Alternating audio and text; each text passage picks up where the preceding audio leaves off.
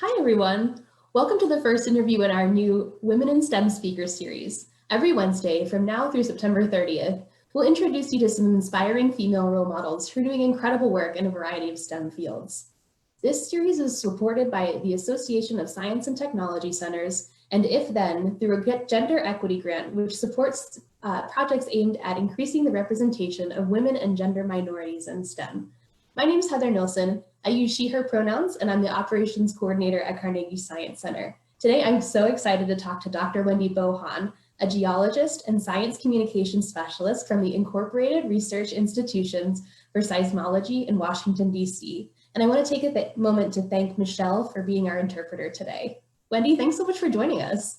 Thank you for having me. I'm so excited to be here today to help kick off the new speaker series.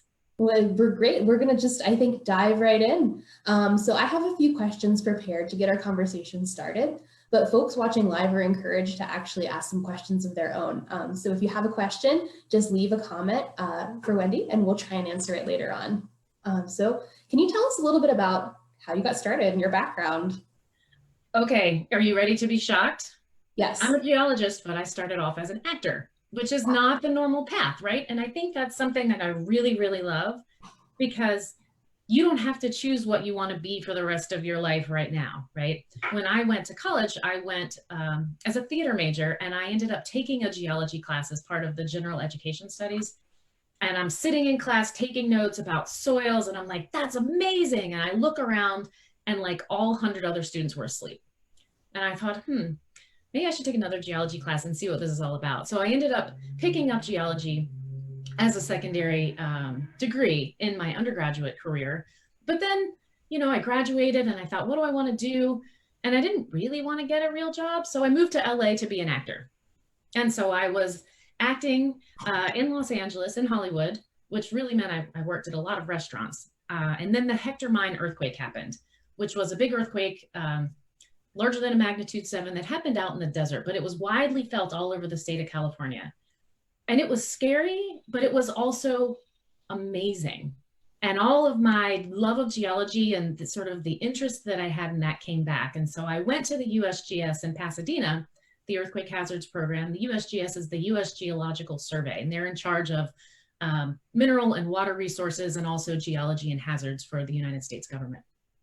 I said, oh my gosh, let me volunteer. And they said, yeah, no, it's the day after a big earthquake. Like they were busy, but I went back, I persevered and I went back and they let me start working on some projects as a volunteer.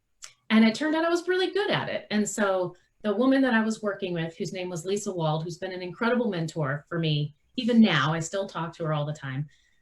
She and Lucy Jones, who was the scientist in charge, ended up hiring me. And so I worked there for a really long time. And I loved it because it was so great to be able to talk to people about earthquakes, explain why earthquakes happen. And I really felt like I was making a difference because earthquakes are scary, right? And people need to know what they can do to make themselves safer. And I was able to fill that role. And then I decided, I think this is what I actually want to do. But I went back to college a lot later because I'd had a job that whole time. So I went to graduate school and loved it, loved research. Traveled all over the world. The picture behind me is from Bolivia, which is a place that I installed GPS instruments to look at how the mountains were rising and changing. And then I went and got a PhD and just really, it's really exciting to be able to create new knowledge and to work on problems. And I love just rocks. Like, don't you all love rocks? They're so interesting. And if you can learn to read rocks, you can read the whole history of the world. They're like books. And so all of my geology background has helped me to interpret the world around me in a totally new and exciting way.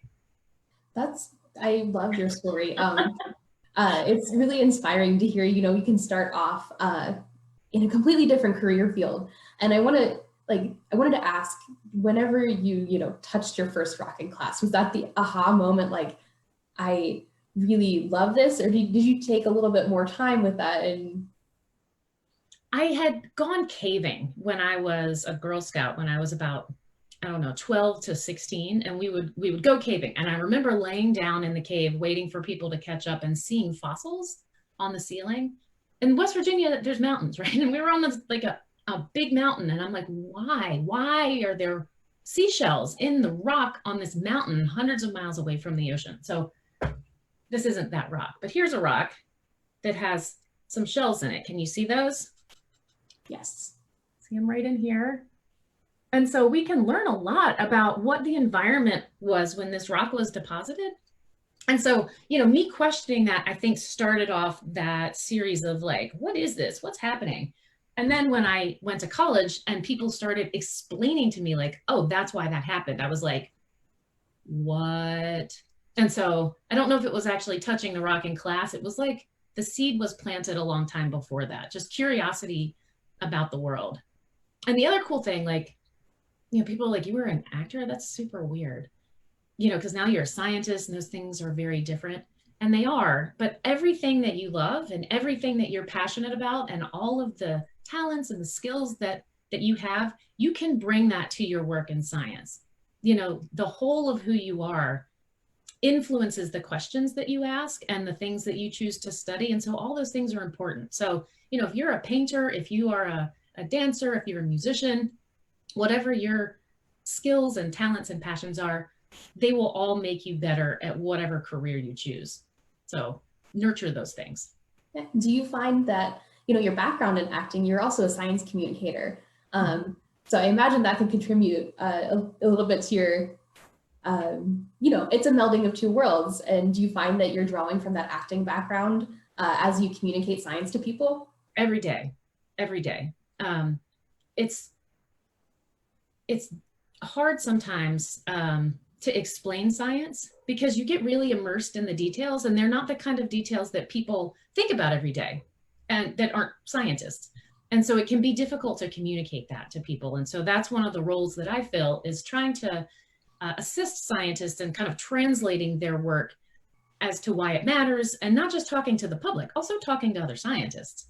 And so my background with public speaking, getting in front of people, I like talking in front of people. I think it's really fun and invigorating. And so I know people think I'm crazy, but it takes all kinds, right?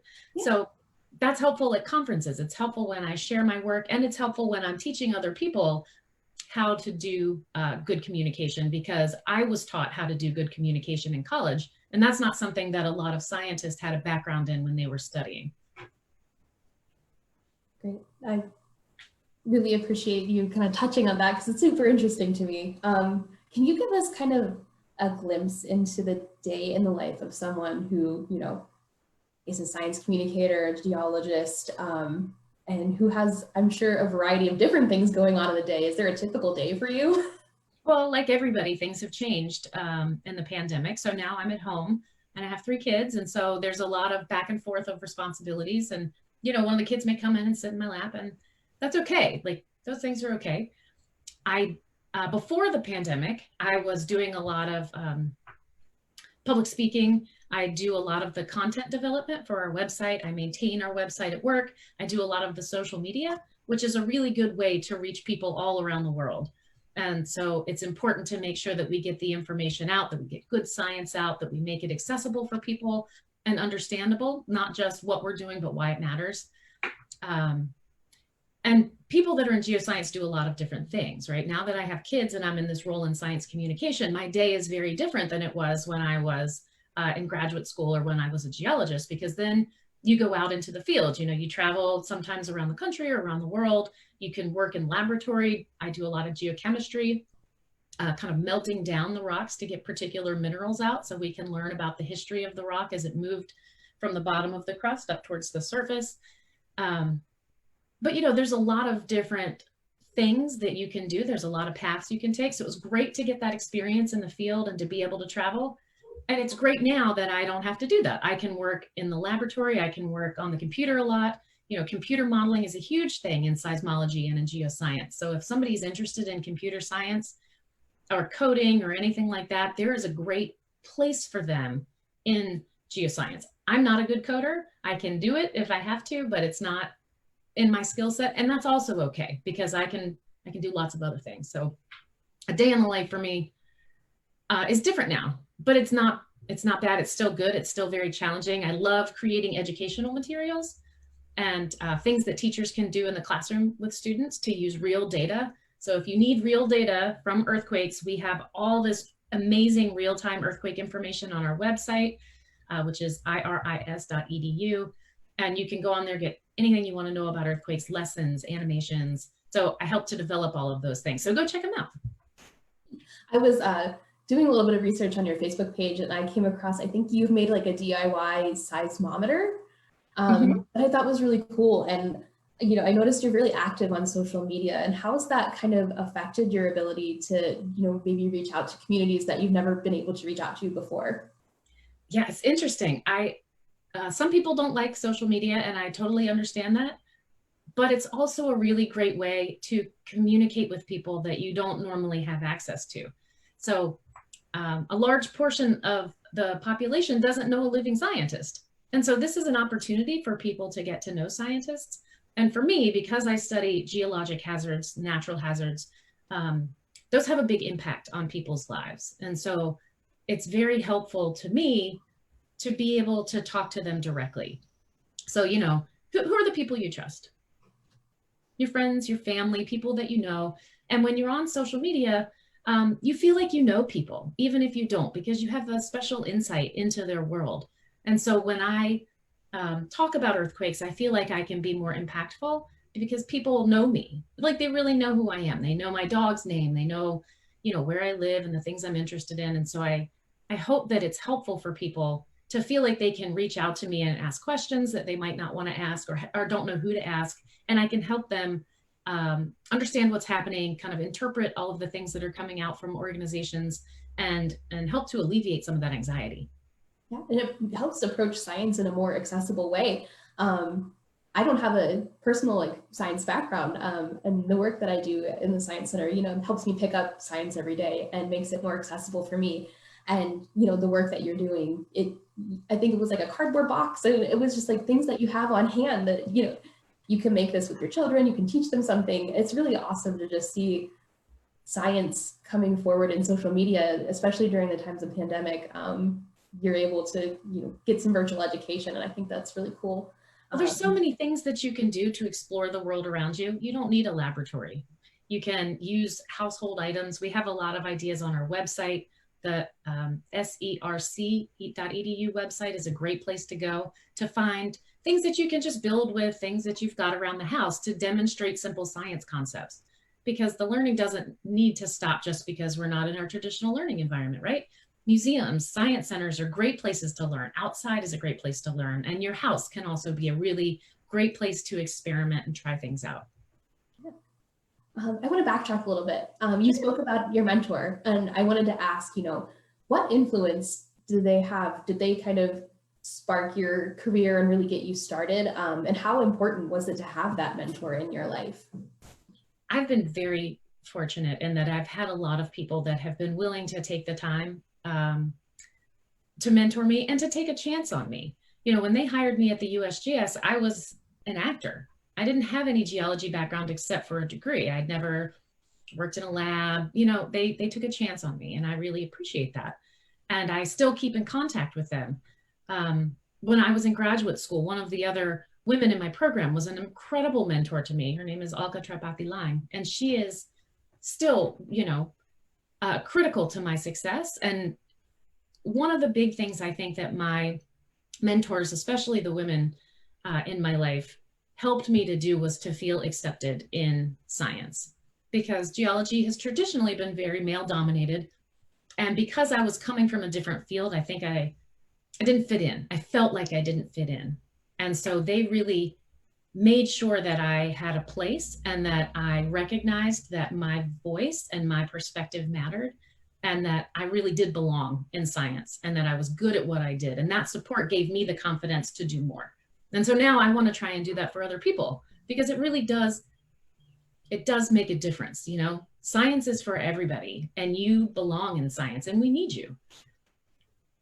Yeah, representation and, you know, getting everyone to that acceptance of science is for everyone is super important. And I'm glad that you're doing the work, and glad to have you here.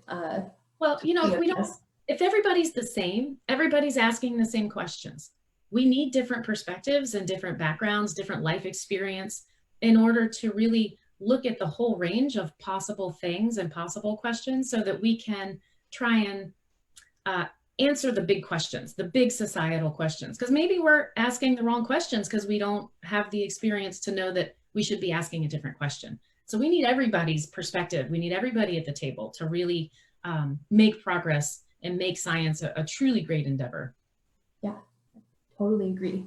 I have a question about what is the most memorable moment of your career so far? That's hard. Yeah. I think it would be probably because it was recent. There was a magnitude 7.1 earthquake in California right after the 4th of July last year. And there had been a foreshock, a magnitude 6.4. So a magnitude 6.4 is a big earthquake. And there was a lot of reporting. We were doing a lot of communicating with people, organizations, trying to make sure that people had the information they need, trying to figure out the science of what was happening.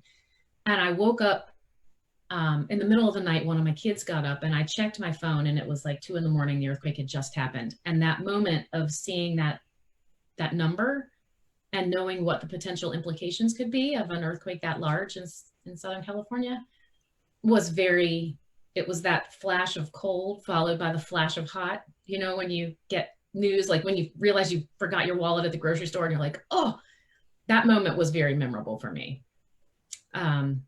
Getting my PhD, like walking across the stage, I was 7 months pregnant with twins when that happened. Wow. So that was a big moment because it was cool to feel like my kids were there with me through that moment. They were on stage with me. So that was cool. That was a memorable thing.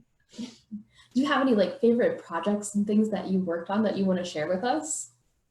Yeah. Oh my gosh. I do lots of different kinds of things in geology. I use remote sensing, so satellites and things, to make geologic maps of places that are inaccessible. I do a lot of work in the field, so going out to different places and mapping the locations of the rocks and collecting those rocks, taking them back to the laboratory and analyzing them for all different sorts of things. But my very favorite thing to do, and you're going to think I'm crazy, and that's fine, is paleoseismic trenching. And so that's when you dig down inside of a fault to make a long trench, and then you basically stare at the wall. And you're trying to map out all of the different layers of the rocks and how they've been moved by motion on the fault. And we can date those rocks to figure out when earthquakes happened. And by doing a bunch of these along the fault, we can figure out about how big those earthquakes were, which tells us something about the kind of earthquakes that might happen in the future. And I know you think I'm crazy because I love to sit in a dirt pit and stare at a wall, but it's just so cool that you can read the rocks that way and get information that can impact people's lives. Although, we were doing some work on the San Andreas Fault in part of California called the Caruso Plain when I was a new grad student, and I was kind of low man on the totem pole. So I was the one that had to go out to the trench early and throw the rocks into the trench to get the rattlesnakes out of the bottom, because they go in there to sleep, or I don't know. Yeah. I'm not that kind of doctor. I'm not a snake doctor, but I was pretty glad when I became not the low man on the totem pole and didn't go on snake duty anymore. Yeah. And what was your you're kind of talking about the low man on the totem pole. What was your experience in field work and working your way, towards, where you wanted to be in the lab? Well, I've had the opportunity to go to a lot of really cool places. I've been to Bolivia and Argentina and India, all over California. And all of those were different and kind of magical for different reasons. India was amazing. Culturally, the country is beautiful. The food was amazing. But it was really intense because I was working in this place called Ladakh, which is pretty much a war zone. There's actually a war happening there right now because it's on the border between India, China, and Pakistan. Not super friendly to each other all the time. So we had to go back and forth to Leh, which meant driving over a giant mountain range. We had to do that every week. But then we had to hike into our field camp. So it was a lot of back and forth driving across big mountains and then hiking up to places, and just spectacular, spectacular scenery. And all of these were for different types of projects. So, you're building your toolbox of all the different things that you can do and all of the techniques that you can use. And once the field work is over, I would go back into the lab. And that's the majority. It's like on Twitter or Facebook, what you see is like 90% amazing field photos of all these cool places. But in reality, it's like 10% field work and 90% all the other stuff, which is also cool, like doing the geochemistry and getting out the answers. And by the way, the answers are never what you think they're going to be. Big discoveries aren't like, yeah, they're like, wait, I don't think I did this right. I think I need to try this again. This isn't what I was expecting. And then you try it again and you're like, what does that mean? And you reevaluate everything. And that's like awesome. Yeah. There's more questions than answers sometimes, I'm sure. Every time. Is there any like classes or any extracurricular activities that you would recommend to girls that are interested in geology? If you're interested, computer coding can only help you. And that's all, any kind of computer language, because once you sort of understand how that works, it can be just opens all kinds of doors. GIS work is also important. So geographic information systems like ArcGIS, but there's other ones out there as well. That's one of the tools that we use to make maps. And maps are kind of like the books of the earth. We want to know, we have to be able to visualize where things are in relation to each other. So those two things are really important. Also art, because you want to be able to make sketches in your field notebook. And of course, we can take pictures and everything. But when you are actually sketching out a sample or sketching out a location, your eye is drawn to different things in the landscape than it would be in a photograph. And so you often find things that you wouldn't have otherwise. Being a geologist is basically like being a trained observer. We need to very carefully observe and interrogate our world. And so by drawing it, it makes you interrogate it in a different way. So art classes are really good also. That's really interesting. So like anyone with an interest in, the natural world, and, you can come from a different perspective in geology, which, some people, it's just rocks. It's not just rocks, right? No, it's so much more than rocks. It is rocks, but it's so much more than rocks. I work at an institution that's mainly seismologist. I think I'm the only geologist. And we don't talk about the same things. They're all about waves and the interior of the earth. And they never see the things they study because they're miles below our feet. And so that's a whole new interesting thing that you have to be very curious, and you have to be very insightful in order to figure out how to look at those things. How do you study those things? And so that's really exciting, because you have to, you have to be able to think differently and think outside the box. Is there an aspect of your current job that you love, that you just want to, shout to the rooftops? I know that's like a really hard question because you seem like you love everything, but if there's one thing you can pick out? I don't love emails. I'll tell you Fair that. Yeah. I really like, I think the best part of my job during the pandemic has been doing Zoom calls with kids that are at home.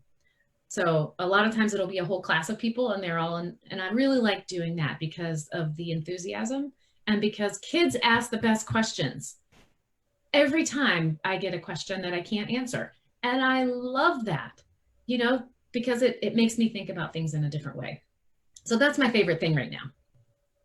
Great, that's super fun. I never even thought like that would be an aspect of, your role. And you can really bring in like an educational background too. Can you kind of run us through just kind of take a minute and give us some advice for girls in STEM, girls wanting to pursue STEM, like what's some top things that you would suggest for them? The number one thing is to believe in yourself. Find a good network, find some mentors, and then find what you love. And don't let anybody tell you that you can't do it. Because, I really struggled with math in high school. That's not something I'm really naturally gifted at. And I, for a long time, thought that because I wasn't gifted at math, I wasn't qualified to be a scientist, that I needed to go into the arts or some other field because I wasn't good at it. And I'm never going to be as good at it as some people, but I can use it. I can use it to do what I need to do. And so, people sometimes think that in order to be a scientist, you have to be brilliant. And that's not true. You have to be curious, you have to be a hard worker, and you have to be willing to be wrong. And if you can do those things, you can be in STEM. You don't have to be good at every subject. You can work on that, and people will work with you. Being a good writer is important. Practice your writing. All of these things that you might not think are important for a science career really are. But, I can tell you the things that I think held me back, and it was usually just myself. So that would be my main advice to anybody, but particularly to girls. We're not necessarily, our culture is not like, oh yeah, women are meant for science. They're so good at all these things. And I'm here to tell you that you are, and you can be. So